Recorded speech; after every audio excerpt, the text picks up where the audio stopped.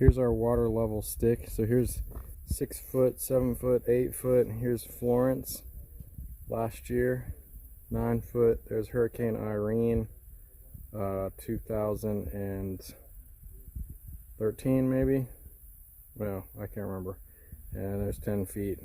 So 10 feet would be about 2 foot of water in the shop. We're expecting no more than 6.5 to 7 foot this year, which would be about a foot in the lower shop, but none in the upper shop.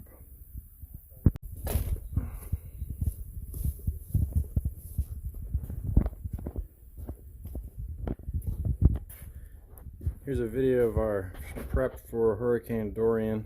This is the inside of the B&B shop. We pretty much have to stop everything for the hurricanes. And here we've got the tractor in the shop. And some of the dinghies from down by the water are in here. Mostly the upper shop we're leaving alone because we don't expect the water to be high enough this year. But I'll give you a quick tour of the lower shop.